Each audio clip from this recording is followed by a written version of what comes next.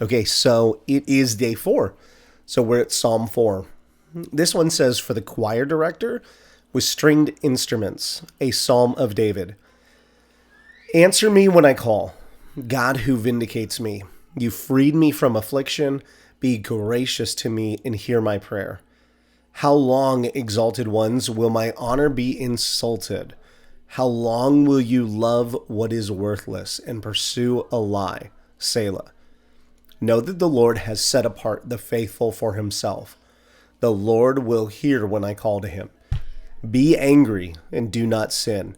Reflect in your heart while on your bed and be silent. Selah. Offer sacrifices in righteousness and trust in the Lord. Many are asking, who can show us anything good? Let the light of your face shine on us, Lord. You have put more joy in my heart than they have when their grain and new wine abound. I will both lie down and sleep in peace, for you alone, Lord, make me live in safety. This is a really fun psalm. It kind of reinforces the psalm from yesterday about God being very personal and being there to hear us when we cry. Verse 1, he's like, hey, you vindicate me. When people talk bad about us, sometimes we want to retaliate. Sometimes we want to explain ourselves, and explaining ourselves and giving good evidence for our character is not wrong, but sometimes it goes nowhere. And we have to say, God, you know the truth. God, you know my heart, you know my intentions, and you'll vindicate me. The other part of that verse is be gracious and hear my prayer. And then you jump down and verse 4, reflect in your heart while on your bed and be silent. Talking about praying and the time when we are usually by ourselves and when our mind can get running is when it's late at night and it's just us, we're awake. He says, hey, reflect in your heart while on your bed and be silent. And just, God, I trust you. I don't like the evil in this world. I don't like the things that are wrong in this world, but I don't want to take that away from your control. I don't want to take that away from who you are. So I'm going to reflect on who you are and your character.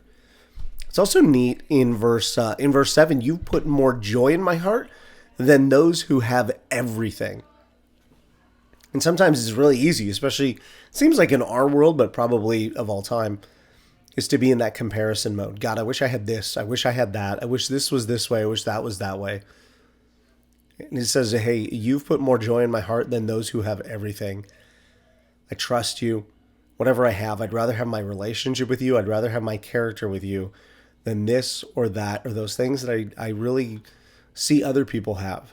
In verse 8, I will both lie down and sleep in peace. That's a promise. It's a promise we can go to God and say, hey, God, I'm anxious. God, I'm worried. God, I'm stressed. God, I'm fearful. But Psalm 4 verse 8 says I can lay down and I can sleep in peace. God, I call that promise. I claim that promise. Guard my mind, guard my thoughts, guard my eyes, guard my ears, guard my mouth, guard my body, guard my dreams. Allow me to lay down and sleep in peace. Strip off anxiety from me, strip off depression from me, strip off fear, and just that mind cycle where my mind is just running, and allow me to be able to sleep at night in peace. For you, Lord, make me live in safety. So this is day 4. And tomorrow we'll be back.